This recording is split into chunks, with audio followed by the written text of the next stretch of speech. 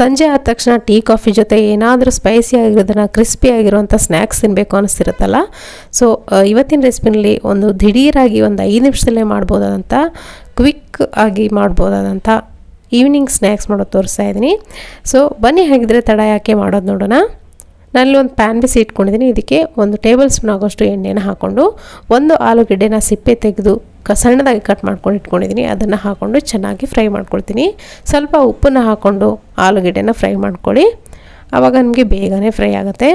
ತುಂಬಾ ಟೇಸ್ಟಿಯಾಗಿರುವಂಥ ಒಂದು ಸ್ನ್ಯಾಕ್ಸ್ ಅಂತ ಹೇಳ್ಬೋದು, ಯೂನಿಕ್ ಸ್ನ್ಯಾಕ್ಸ್ ಅಂತ ಹೇಳ್ಬೋದು, ಆಲೂಗೆಡ್ಡೆನ ಬಳಸ್ಕೊಂಡು ಮಾಡುವಂಥದ್ದು. ಇವಾಗ ನೋಡಿ ಆಲೂಗಡ್ಡೆ ಪೂರ್ತಿಯಾಗಿ ಫ್ರೈ ಆದಮೇಲೆ ನಾನು ಇದಕ್ಕೆ ಲೋ ಫ್ಲೇಮ್ ಇಟ್ಕೊಂಡು ಅಚ್ಕಾರದ ಪುಡಿ ಹಾಗೆ ಧನಿಯಾ ಪುಡಿನ ಹಾಕ್ಕೊಂಡು ಒಂದ್ಸರಿ ಕ್ಲೀನಾಗಿ ಮಿಕ್ಸ್ ಮಾಡಿಕೊಂಡು ಸೈಡಲ್ಲಿ ಎತ್ತಿಟ್ಕೊಳ್ತೀನಿ. ಅಂದರೆ ಗ್ಯಾಸ್ ಫ್ಲೇಮ್ನ ಆಫ್ ಮಾಡಿ ಇದೇ ಪಾತ್ರೆಯಲ್ಲೇ ಬಿಡ್ತೀನಿ.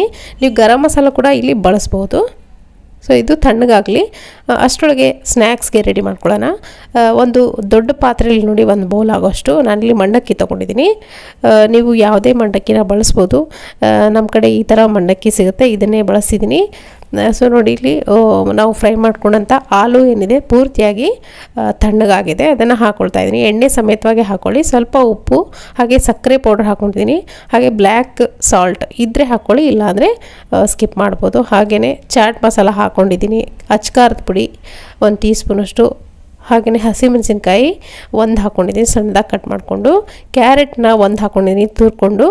ಒಂದು ಚಿಕ್ಕ ಗಾತ್ರದ ಈರುಳ್ಳಿ, ಚಿಕ್ಕ ಗಾತ್ರದ ಟೊಮೆಟೊ ಕೂಡ ಸಣ್ಣದಾಗಿ ಕಟ್ ಮಾಡ್ಕೊಂಡು ಹಾಕ್ಕೊಂಡಿದ್ದೀನಿ. ಕೊನೆಯದಾಗಿ ನೋಡಿ ಒಂದು ಸ್ಪೆಷಲ್ ಇಂಗ್ರೀಡಿಯೆಂಟ್ ಅಂತ ಹೇಳ್ಬೋದು, ಇದು ಸಾಂಬಾರು ಪೌಡ್ರ್ ಏನಿರುತ್ತಲ್ಲ MTRದು, ಅದನ್ನು ಹಾಕ್ಕೊಂಡಿದ್ದೀನಿ 1 ಟೀ ಸ್ಪೂನ್ ಆಗೋಷ್ಟು.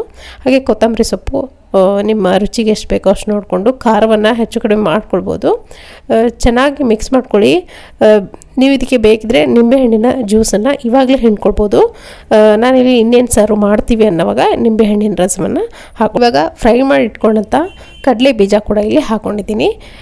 ಹಾಗೆಯೇ ಕೊನೆಯದಾಗಿ ಮಿಕ್ಸ್ಚರ್ ಏನಾದರೂ ಇದೆ ನಿಮ್ಮನೇಲಿ, ಇದನ್ನು ಹಾಕ್ಕೊಂಡು ನೀವು ಸ್ಪೈಸಿ ಆಗಿರುವಂಥ ಈ ಮಂಡಕ್ಕಿ, ಮಸಾಲ ಮಂಡಕ್ಕಿ, ವೆಜಿಟೇಬಲ್ ಮಂಡಕ್ಕಿನ ಟೀ ಕಾಫಿ ಜೊತೆಗೆ ಸಾಯಂಕಾಲ ತಕ್ಷಣವೇ ಮಾಡಿಕೊಂಡು ತಿನ್ಬೋದು. ತುಂಬಾ ಟೇಸ್ಟಿಯಾಗಿರುತ್ತೆ.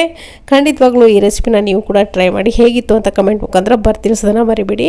ಇಂಥ ಸುಮಾರು ಸ್ನ್ಯಾಕ್ಸ್ ರೆಸಿಪಿಗಳು ನಮ್ಮ ಚಾನಲಲ್ಲಿ ಆಲ್ರೆಡಿ ಇದೆ, ಚೆಕ್ ಮಾಡಿ ಒಂದ್ಸರಿ. ಸೊ ಇವತ್ತಿನ ಈ ರೆಸಿಪಿ ನಿಮಗೆ ಇಷ್ಟ ಆಗಿದ್ರೆ ಒಂದು ಲೈಕ್ ಒತ್ತೋದನ್ನು ಮರಿಬೇಡಿ. ಹಾಗೆ ಫೇಸ್ಬುಕ್, ಇನ್ಸ್ಟಾಗ್ರಾಮಲ್ಲಿ ಕೂಡ ನಮ್ಮನ್ನು ಫಾಲೋ ಮಾಡ್ಬೋದು. ಅಲ್ಲೂ ಕೂಡ ಒಳ್ಳೊಳ್ಳೆ ವೀಡಿಯೋಸ್ಗಳು ಅಪ್ಲೋಡ್ ಆಗ್ತಾ ಇದೆ. Thank you.